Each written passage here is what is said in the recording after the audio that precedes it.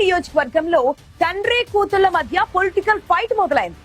తండ్రి కోసం కష్టపడ్డ కూతురే ఇప్పుడు ప్రత్యర్థిగా మారబోతుందా? విపక్ష పార్టీ ఇన్ఛార్జ్ గా ఉన్న తండ్రిపై అధికార పక్ష నాయకురాలిగా కూతురు వార్ డిక్లేర్ చేసిందా?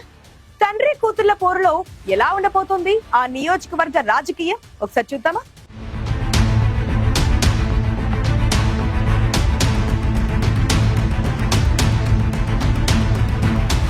కోనసీమ జిల్లాకు తలమానికంగా ఉన్న రాజోలు నియోజకవర్గంలో రాజకీయాలు రంజుగా మారాయి. 2 పర్యాయాలు జనసేన అభ్యర్థిని గెలిపించింది రాజోలు. అయినా టీడీపీ, వైసీపీ రాజకీయాలు ఇక్కడెప్పుడూ హాట్ గానే ఉంటూ వచ్చాయి. రాజోలు రాజకీయాల్లో ఇన్నేళ్లు తనదైన ముద్ర వేస్తూ వచ్చిన మాజీ మంత్రి గొల్లపల్లి సూర్యారావుకు సొంత కూతురే ఊహించని ఝలకిచ్చింది. అది ఇలాంటి షాక్ కాదు. తండ్రి ప్రస్తుతం రాజోలు నియోజకవర్గ వైసీపీ ఇన్ఛార్జిగా ఉంటే గొల్లపల్లి అమూల్య టీడీపీ పార్టీ ఇన్ఛార్జిగా బాధ్యతలు తీసుకుని రాజోలు నియోజకవర్గంలో బాంబు పేల్చింది.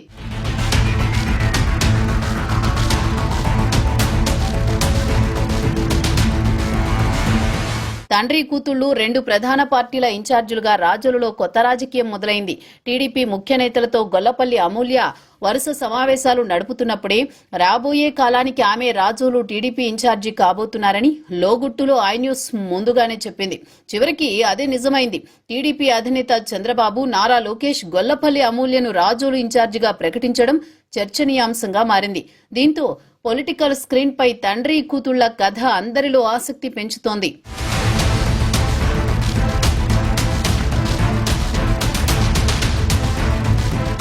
నియోజకవర్గాల పునర్విభజనకు ముందు అల్లవరం ఎస్సీ నియోజకవర్గం నుంచి టీడీపీ ఎమ్మెల్యేగా గెలిచిన గొల్లపల్లి సూర్యారావు 2004లో కాంగ్రెస్ నుంచి గెలిచి వైఎస్ రాజశేఖర రెడ్డి కేబినెట్ లో మంత్రిగా పనిచేశారు. ఆ తర్వాత కాంగ్రెస్ కి రాజీనామా చేసి మళ్లీ టీడీపీలో చేరి 2014 ఎన్నికల్లో రాజోలు ఎమ్మెల్యేగా గెలిచారు. 2019లో టీడీపీ తరపున పోటీ చేసి ఓటమి చెంది 2024 ఎన్నికలకు ముందు వైసీపీలోకొచ్చి ఆ పార్టీ అభ్యర్థిగా పోటీ చేసి ఓడిపోయారు. ప్రస్తుతం ఆయన రాజోలు నియోజకవర్గ వైసీపీ సమన్వయకర్తగా బాధ్యతలు నిర్వహిస్తున్నారు. ఎన్నికల ముందు పార్టీకి హ్యాండ్ ఇచ్చిన గొల్లపల్లి సూర్యారావుకు షాక్ ఇచ్చే నిర్ణయం తీసుకుంది టీడీపీ అధిష్టానం. రాజోలు నియోజకవర్గ బాధ్యతలను గొల్లపల్లి కూతురు అమూల్యకు అప్పగించింది.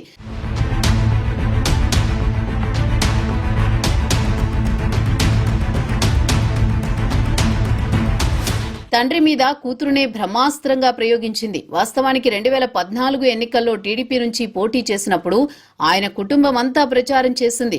రాజోలు నియోజకవర్గంలో 2014 నుంచి 10 ఏళ్ల పాటు టీడీపీ నాయకులు, కార్యకర్తలకు దగ్గరయ్యారు అమూల్య. గత 5 ఏళ్లుగా నియోజకవర్గ పరిధిలోని జగ్గన్నపేటలోని నివాసముంటున్నారు.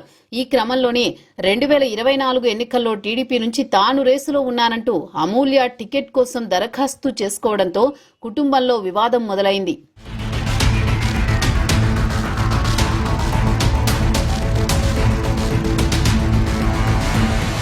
గొల్లపల్లి సూర్యారావు, ఆయన కుమారుడు శ్రీధర్ అమూల్యని పూర్తిగా పక్కన పెట్టేసినట్టు ప్రచారం జరిగింది.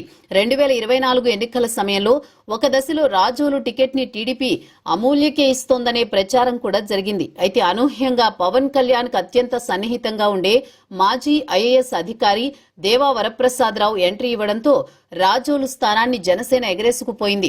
ఈ పరిణామాలతో అయోమయంలో పడ్డ గొల్లపల్లి సూర్యారావు వైసీపీ ఇచ్చిన ఆఫర్తో జెండా మార్చి ఆ పార్టీ అభ్యర్థిగా బరిలో దిగారు. కానీ అమూల్య మాత్రం టీడీపీలోనే కొనసాగుతూ పార్టీలో చురుగ్గా వ్యవహరించారు. పార్టీ అధిష్టానం దృష్టిలో గుర్తింపు పొంది ఇప్పుడు ఏకంగా అధికార పార్టీకి నియోజకవర్గ ఇన్ఛార్జి అయ్యారు.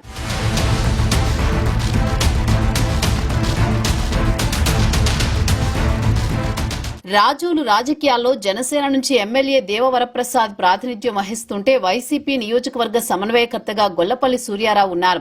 మధ్యలో టీడీపీ నుంచి ఆయన కూతురు అమూల్య ఉండడం వైసీపీని సంకటంలో పడేసే పరిణామమేనని అంటున్నారు విశ్లేషకులు. ఐవీఆర్ఎస్ ద్వారా రాజోలు నియోజకవర్గంలో టీడీపీ అధిష్టానం అభిప్రాయ సేకరణ చేపడితే అమూల్యకు 70% మంది మద్దతు పలికినట్టు చెబుతున్నారు. పార్టీ బలోపేతానికి కృషి చేస్తూనే ప్రభుత్వ కార్యక్రమాలను ప్రజల్లోకి తీసుకువెళ్లేందుకు జనసేన ఎమ్మెల్యేతో కలిసి పనిచేస్తానని అమూల్య ప్రకటించారు. దీంతో రాజోలులో తండ్రి కూతుర్ల మధ్య మాటల యుద్ధం ఏ స్థాయిలో ఉంటుందోనని అంతా చర్చించుకుంటున్న పరిస్థితి కనిపిస్తోంది.